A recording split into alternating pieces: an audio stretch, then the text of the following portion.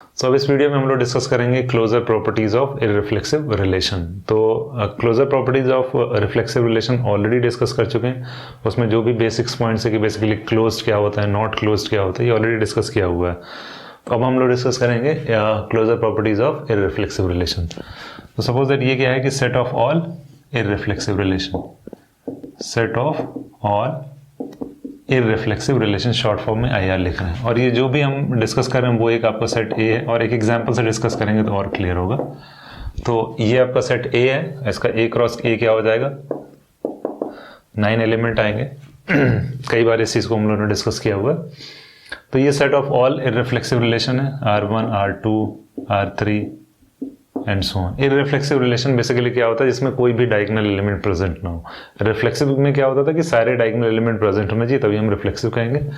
Irreflexive में कोई भी डायगोनल एलिमेंट नहीं होगा। तो अब देखते हैं पहला क्या है आपका सुपरसेट। तो एक एग्जांपल ले लेते हैं। लेट्स सपोज एक रिलेशन R1 है which is equals to let's say 1, 2, 2, 3 and let's say 3, 1। क्या ये आपका इररिफ्लेक्सिव है? यस, ये आपका इररिफ्लेक्सिव रिलेशन है कहीं, क्योंकि इसमें कहीं भी 1, 1, 2, 2 और 3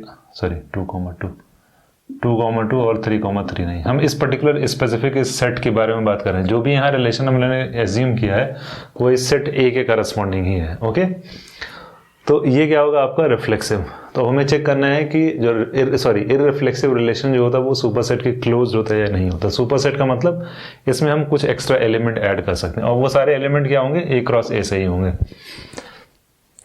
तो लेट्स सपोज अगर इसका हम सुपरसेट कैलकुलेट कर देते हैं R1 लेट्स से S, तो 1, 2, 2, 3, 1 और हमने 1, 1 इंक्लूड कर दिया। ये आपका एक रिलेशन है, इसका जो है सुपरसेट। क्या ये सुपरसेट हो सकता है? यस। क्यों नहीं हो सकता? ये हो सकता है। क्यों हो सकता है? क्योंकि हम इसमें एक्स्ट्रा एलिमेंट ऐड कर सकते हैं। लेट्स सपोज किसी ने डायगोनल एलिमेंट ऐड कर दिया, ये पॉसिबल है। यस, क्योंकि A क्रॉस A में सारे एलिमेंट प्रेजेंट होंगे। 1, 1, 2, 2, 3, 3, 3, 1, 3 सारे एलिमेंट होंगे। टोटल 9 एलिमेंट होंगे A क्रॉस A में। तो वो सारे एलिमेंट में से हम जो ये एलिमेंट होगा वो एज इट इज तो लिख रहे हैं, लेकिन एक्स्ट्रा एलिमेंट भी ऐड कर सकते हैं। तो वो हो सकता है आपका डायगोनल भी हो, नॉन डायगोनल भी हो सकता है। तो जैसे ही हमने इसमें डायगोनल इंक्लूड कर दिया, तो अब ये क्या इररिफ्लेक्सिव रह गया? नहीं, ये इररिफ्लेक्सिव नहीं रह गया। तो इसका मतलब जो है set of all irreflexive relations are not close under superset. अब देखते हैं सबसेट। तो ये लेट्स सपोज ये आपका क्या है, इररिफ्लेक्सिव रिलेशन। इररिफ्लेक्सिव रिलेशन का मतलब कोई भी आपका जो है डायगोनल एलिमेंट नहीं आएगा। तो अब इसके जितने भी हम सबसेट कैलकुलेट करेंगे, क्या उसमें कोई ऐसा चांस है कि उसमें जो है आपका डायगोनल एलिमेंट आ जाए? हमने एक रिलेशन लिया जिसमें सारे क्या हैं, नॉन डायगोनल एलिमेंट्स हैं, और उसका हम सबसेट। तो सबसेट क्या होता है, उसकी साइज जो है उसके बराबर या उससे कम ही होगी। तो उसमें कोई एक्स्ट्रा एलिमेंट ऐड नहीं होगा, एलिमेंट रिड्यूस ही होंगे। तो जब ये ऑलरेडी सारे नॉन डायगोनल एलिमेंट को कंटेन कर रहा है, तो उससे छोटा जो रिलेशन होगा मतलब साइज में, क्या उसमें कोई पॉसिबिलिटी ऐसी है कि जो है आपका डायगोनल एलिमेंट इंक्लूड हो जाएगा? नहीं। तो इसलिए क्या होगा, ये आपका क्लोज हो जाएगा। कोई ऐसा आपको रिलेशन नहीं मिलेगा जिसमें डायगोनल प्रेजेंट होगा, अगर हम किसी भी इररिफ्लेक्सिव रिलेशन का सबसेट कैलकुलेट कर रहे हैं। फाइन। अब देखते हैं यूनियन।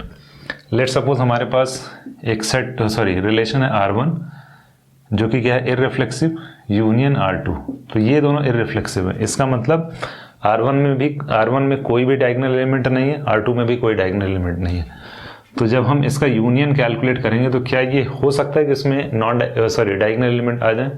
नहीं हो सकता, क्योंकि इसमें भी डायगोनल नहीं है, इसमें भी डायगोनल नहीं है, और इसको हम कंबाइन कर रहे हैं, यानी जो एलिमेंट R1 में प्रेजेंट है और जो एलिमेंट R2 में प्रेजेंट, उन सबको इसमें क्या करेंगे, इंक्लूड करेंगे, और सारे एलिमेंट इसमें डिस्टिंक्ट होंगे। तो यहाँ कभी ऐसी कोई पॉसिबिलिटी नहीं आएगी कि इसमें आपका कोई भी एलिमेंट डायगोनल आ जाए। तो इसलिए क्या होगा, आपका यूनियन भी क्लोज्ड होगा। बहुत ही सिंपल है। R1 आपका इररिफ्लेक्सिव है, दैट मीन्स कोई भी डायगोनल एलिमेंट नहीं है। R2 भी इररिफ्लेक्सिव है, कोई भी डायगोनल एलिमेंट। तो अगर यूनियन हम कैलकुलेट करेंगे तो कहाँ से आपका जो है डायगोनल एलिमेंट आ जाएगा? नहीं आएगा। तो इसलिए क्या होगा, ये सारे नॉन डायगोनल एलिमेंट ही होंगे, इसलिए ये भी क्या होगा, रिफ्लेक्सिव। तो कोई भी आप इररिफ्लेक्सिव रिलेशन ले लो, इररिफ्लेक्सिव की बात करें, रिफ्लेक्सिव नहीं, R1 इररिफ्लेक्सिव, R2 इररिफ्लेक्सिव, तो इसका यूनियन भी इररिफ्लेक्सिव ही आएगा। Next, intersection. तो अगर R1 आपका जो है इररिफ्लेक्सिव है और R2 भी इररिफ्लेक्सिव है, तो इसका मतलब क्या है, इसमें कोई भी डायगोनल एलिमेंट नहीं है, इसमें भी कोई डायगोनल एलिमेंट नहीं है। तो इसका जब इंटरसेक्शन कैलकुलेट करेंगे तो इसमें भी कभी ऐसा कोई चांस नहीं आएगा कि आपको क्योंकि इसमें नॉन डायगोनल एलिमेंट है ही नहीं। इंटरसेक्शन क्या होता है, कॉमन। तो कॉमन आने के लिए, इसमें डायगोनल एलिमेंट आने के लिए इन दोनों को डायगोनल एलिमेंट कंटेन करना पड़ेगा। तो अगर डायगोनल हो गया तो वो इररिफ्लेक्सिव होगा ही नहीं। लेकिन एजम्पशन के ये भी इररिफ्लेक्सिव है और ये भी इररिफ्लेक्सिव है, तो दोनों का इंटरसेक्शन कभी भी जो है डायगोनल एलिमेंट कंटेन नहीं करेगा। तो इसलिए क्या होगा, ये भी इररिफ्लेक्सिव आएगा, तो इसलिए इंटरसेक्शन भी क्या होता है, क्लोज्ड होता है। फाइन, कॉम्प्लीमेंट, हाँ ये इंटरेस्टिंग है।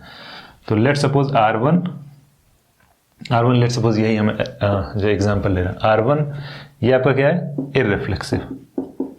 तो R1 का कॉम्प्लीमेंट क्या होगा, R1 complement which is equals to universal set minus R1। Universal set क्या है यहाँ पे, A cross A minus R1। तो A क्रॉस A में क्या डायगोनल एलिमेंट होंगे, सारे डायगोनल एलिमेंट होंगे। और R1 में कोई भी डायगोनल एलिमेंट नहीं है, तो ऑब्वियस सी बात है कि इसमें क्या आएंगे, डायगोनल एलिमेंट आ जाएंगे। क्योंकि A cross A minus R1 का मतलब क्या हुआ कि हम यहाँ क्या कर रहे हैं, सब्ट्रैक्ट कर रहे हैं। तो A क्रॉस A के सारे एलिमेंट आएंगे इसमें, बट वही एलिमेंट नहीं आएंगे जो, देखो A माइनस बी क्या होता है, A minus B which is equals to x, where x belongs to capital A and x doesn't belongs to capital B। यही होता है A माइनस, यहाँ सेट, ये क्या है, हम सेट की बात करें, A एक सेट है, B एक सेट है।